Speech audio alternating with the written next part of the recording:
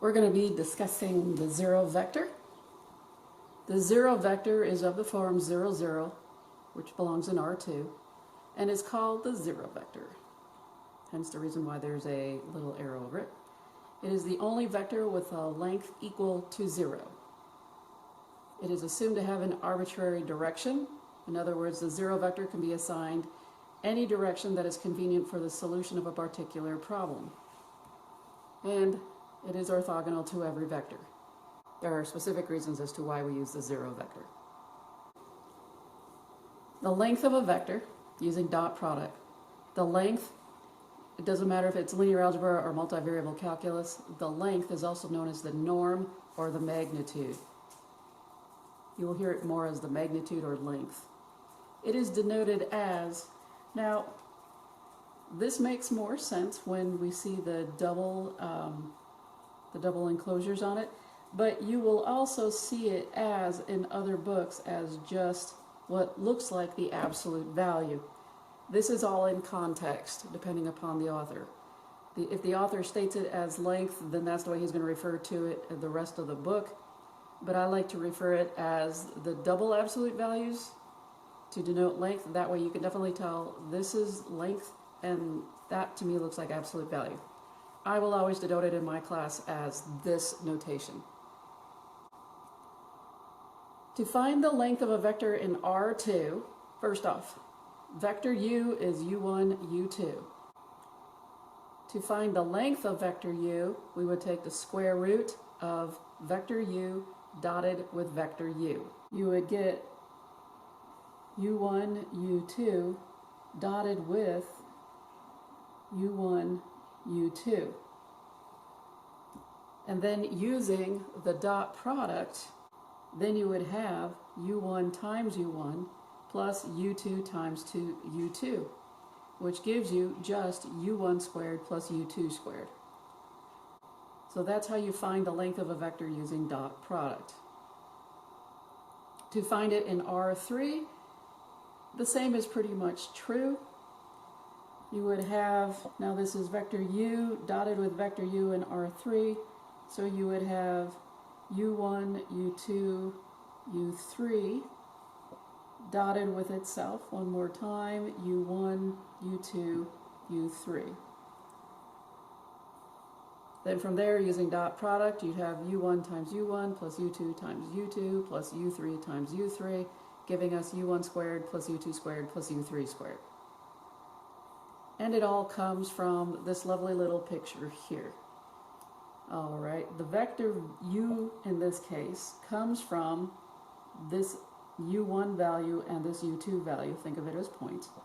So vector u, right here, going up to this point, is made up of u1, u2. This is the length of the vector, and that's what you're trying to find. How long is the vector when it goes to that point right there? So remember, this is the vector. This is also the length of the vector. And when we want to know what it is, we are going to use the formula for that. We are going to find the length or norm or magnitude, whichever you want to call it, don't really care. However, the majority of people use magnitude or length. They'll use magnitude especially in Calc 3. So let's look at an example of vector u equaling 4, negative 5 belonging to R2. When you want to find the length of vector u, you are simply going to take the square root of the first element, square it, plus the second element, and square it. That's it.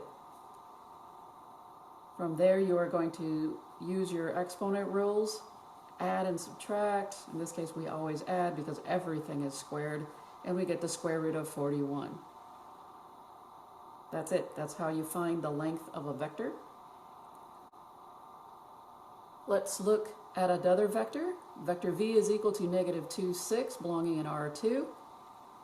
Again, all we do is we denote that we're taking the length, this is a proper notation, is equal to, the procedure is the square root of the first one squared plus the second one squared. We are then going to use our exponent rules and then add them together. And as always, you completely reduce the radical. Do not leave it as the square root of 40. We know that as 2 root 10, or 2 times the square root of 10. We want to now have the 0 vector belonging in R3. We want to find the length of that.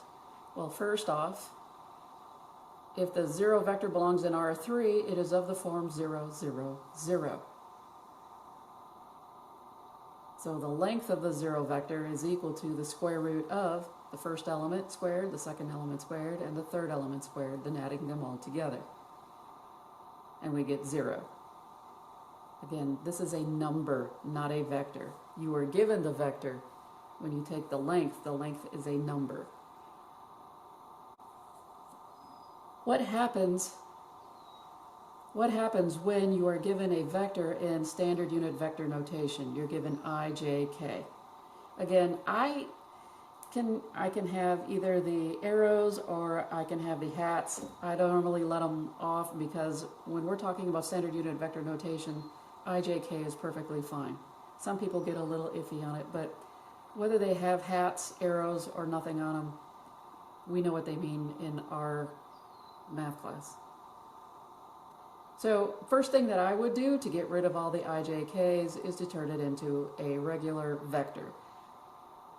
Now this is a vector in linear algebra, so I'm just getting rid of the IJKs to make it look a little nicer. And then from there, what I'm going to do is take the length of vector W, which means I'm going to take 3 squared plus negative 5 squared plus 4 squared, making sure my radical goes all the way over. Square my numbers, and then simplify. The unit vector, let's discuss this as far as basics first. The unit vector. A vector V is called a unit vector if its length is 1. Just like a unit circle has a radius of 1, the unit vector has a length of 1. So this is your basic definition. Let's talk about normalizing. Normalizing is the process of finding the unit vector in the same direction. So what normalizing does is taking any vector, no matter what size, and making it into a length of 1. Whether you scale it up, or you can take a vector and scale it down. So again, vectors come in different sizes, so it can be very long, in which we need to make it a length 1, or it can be really short, in which we need to lengthen it to make it a length of 1. Therefore, normalizing is the process of finding that unit vector. Now, we learned about the definition of normalizing. We just want a vector of length 1. Hence, we normalize it. Well, how do you do that? Well, here's how we're going to do it. We're going to find a unit vector. That's what normalizing does. So, if V is a non-zero vector, then the new unit vector U, because it is different, is formed by vector U is equal to 1 over the magnitude or the length of vector V times vector V, or you may see it like this in other books. This is actually better for linear algebra and for multivariable calculus. Using this, you get to tell who is a scalar and who is the vector, and this is definite multiplication. This just looks like a vector on top of magnitude, which is a little deceiving. But it doesn't matter what you call this new vector. I called it vector U, especially for physics, because physics likes using the unit vector, having a name of U. But understand that you've got a different vector than you started out with. So whatever vector you had here, call it a different name. Just do something so that you know that it's a completely different vector than you started out with. By using this procedure, we have then formed a unit vector of length 1 in the same direction as our original given vector V. That is key. We formed a unit vector in the same direction as the original given vector. Let's find a unit vector in the same direction as our given vector. First off, vector V is negative 4, 5. The length of vector V is what we want to find first. So we always find the length of our vector. So it's always the square root of the first one squared plus the second one squared, and that gives us the square root of 41. The second step after you find the length is to multiply by 1 over your length times the vector and multiply through. So we will end up getting negative 4 over the square root of 41 and 5 over the square root of 41. Or you could rationalize your denominator and give us this answer instead. Let's do another example. I've got vector c is equal to 3, negative 2, 6. Again, first step, find your length of your vector. So the length of c is equal to the square root of the first one squared plus the second one squared plus the third one squared. Then you're going to deal with your exponents and then add them together, reducing your radical. In this case, I get a 7. Step 2 is now 1 over the length times your vector. That was given. Step 2, you're going to take 1 over the length, which was 7, times your original vector, and we've got a new vector of length 1. What is this? Well, you already told me what the length of this was. This was a length of 7. And so we took this vector here and we reduced it so it has a length 1. So we had like a very long scalar and we shortened it up. Let's look at another vector. We have w is equal to 6, negative 8, negative 4. Again, you're going to take the length of vector w, which is the square root of the first one squared plus the second one squared plus the third one squared, and we get a final result of 2 root 29. Again, this is the length of vector w. We do not want the square root of 116 or 2 root 29. We want a length of 1. So step 2, you're going to take your scalar, 1 over the length that you found, and multiply it against vector w. So this is 1 over the length of w times vector w, and that gives us the following. And again, this is in reduced format, and you can rationalize your denominator when warranted, like so. Now that we know how to find the length of a vector, a unit vector in the same direction of a vector, we can now find a unit vector in the opposite direction as the given vector. So here's vector v is 5, 2. This belongs in R2. First thing that we want to do, again, is always when you want to find a length of 1, which is a unit vector, we always deal with the length of the original vector. So the length of vector v going through our process is the square root of 29. This is the length of vector v. If we wanted the same direction, which was what we just did previously, we would take 1 over the length of v times vector v, and we would multiply 1 over our length times the vector to give us this new vector. Call it vector u. Call it A, call it happy face. But we want our vector, our unit vector, in the opposite direction. So what do? You're going to take the negative of your length times vector v, and now we have negative 1 over the square root of 29 times our vector v, and we end up with a vector that is of length 1 in the opposite direction of our original vector. Not too complicated, just put a negative in front of it and it will go in the opposite direction. That's been nice, but what if I don't want a length of 1? What if it wants a specified length in the book? What if I want a length of 2 instead, or I want a length of 15 or negative 3? Well, once you normalize a vector, making it a unit vector, you can make the vector any length you want, whether it's in the same direction or the opposite direction. So you can make a vector any length you want once it's a length of 1. It's a unit vector. but you got to turn it into a unit vector first before you do anything. Let's look at an example. We got vector A is equal to negative 2, 7, and we want a length of 3. You cannot multiply 3 times A and go ta-da. All right? We want our vector a length of 3. Again, please understand, I am not going to multiply 3 times vector A, ever. I have to find a unit vector first. This will come last. If you multiply these two and that was easy, you did something wrong. So first step, I want a length of 1. You need to normalize. So take the length of A, which is the square root of 4 plus 49, because that's just 2 squared plus 7 squared. We get the square root of 53. This is the length of A. It is not a 1. If you multiply the square root of 53 times 3, it's not a length of 1.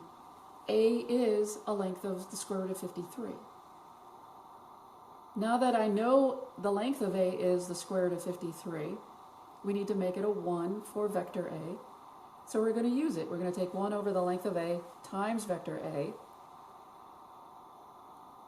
and then we're going to distribute and simplify if possible. So this is a length of 1. Now that you've normalized it, it is time to deal with what is the deal with 3. So step 2, once you have a length of 1, we can multiply any number to make it any length that we want. And that's the beauty about normalizing a vector. So we are going to take 3 times step 1, our length of 1. And we will end up getting this new vector, which is now a length of 3. Exactly. We want to normalize this vector W, and it's in standard unit vector notation. Isn't that lovely? First thing that I'm going to do to make it less confusing is I'm going to change it so that it's a regular vector. I don't want IJK to be like messing me up, so it's cleaner this way. You can skip that though. Step 2, we're going to take the length of vector W, which is nothing more than 3 squared plus 2 squared plus 4 squared. It gives us the square root of 29. When you square them, you don't really have to worry about the signs because anything squared is positive. So it's just 3 squared plus 2 squared plus 4 squared. Step 3, we're going to take 1 over the length of vector W times vector W, and there's our setup, and we have the following. You can write it in your regular notation for vectors, or you can write it in standard unit vector notation. Normally the thought process is if you're given a standard unit vector notation, then you give your answer back in standard unit vector notation. Sometimes it just depends upon the dealer's choice of your author or your teacher and what the directions will say. Now that you've got your vector in terms of being a length of 1, now you want it in a length of 3. All right. So I'm just going to take 3 times our answer that we got for a length of 1, and this is my vector of length 3. What if I want it a length of 1/2 in the opposite direction? Okay. First off, 1/2 in the opposite direction means a negative 1/2 times our unit vector. Multiply through, and that's your answer. Opposite direction means opposite sign.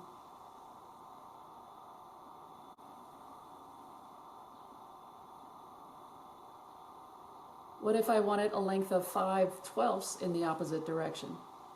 Again, opposite sign, multiply times your unit vector, and voila, simplifying in this case definitely. So you're noticing that I can have it in the opposite direction or in the same direction if it doesn't state this. You can multiply it by anything that you want, whether it's fractions, radicals, whole numbers, whatever it is that you want.